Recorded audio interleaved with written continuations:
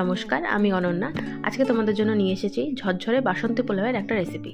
ঝরঝরে বাসন্তী পোলাও বানানো খুব কঠিন একটা কাজ না, খুব সহজ। কয়েকটা ট্রিক্স ফলো করলেই তোমরা ঝরঝরে বাসন্তী পোলাও বানাতে পারবে। এখানে আমি 3 কাপ গোবিন্দভোগ চাল নিয়েছি।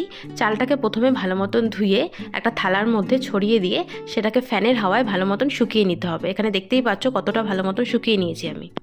এরপর শুকনো চালটাকে একটা পাত্রের মধ্যে নিয়ে তার মধ্যে দিয়েছি আদা বাটা। যেহেতু মিষ্টি পোলাও তাই চিনিটা একটু বেশি পরিমাণে দিয়েছি পরিমাণ মতো নুন, 1.5 চামচ মতন হলুদ আর গরম মশলার গুঁড়ো, আর দিয়েছি 4 চামচ ঘি। এরপর চালটাকে ভালো মতন মেখে নেব। চাল ভালো করে মাখা হলে সেটাকে ঢেকে রেস্টে রেখে দেবো 30 মিনিট। এরপর কড়াই বসিয়ে কড়াইতে দিয়ে দেবো সাদা তেল আর ঘি।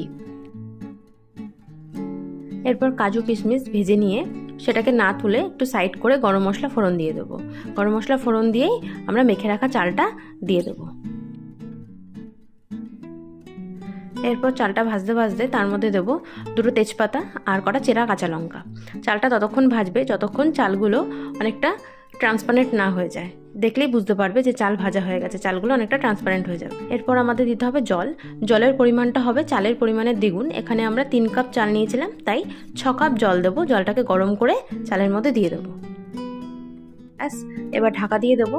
ঠিক 10 মিনিট ঢাকাটা তুলে একবার নাড়িয়ে দেবো। তখন একটু টেস্ট করে দেখবো, যদি নুন চিনি কিছুর প্রয়োজন পড়ে তখন আবার একটু মিশিয়ে আবার ঢাকা দিয়ে দেবো।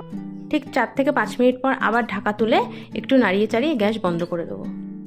ব্যাস, এবার পোলাওটাকে ঠান্ডা হতে দেবে। পোলাও যত ঠান্ডা হবে তত ঝরঝরে হবে। প্রথমে চালগুলো একটু গায়ে গায়ে লেগে থাকলেও পরে সেটা অটোমেটিক ঝরঝরে হয়ে যাবে। নাও, ঝরঝরে বাসন্তী পোলাও একদম রেডি। এবার এটাকে তোমরা তোমাদের পছন্দ মতো আলুর দম অথবা চিকেন কষা, মাটন কষা, যেটা দিয়ে তোমরা খেতে ভালোবাসো সেটা দিয়ে সার্ভ করো। কাদের কাদের পোলাও খুব প্রিয় তারা আমাকে অবশ্যই কমেন্ট করে জানিও।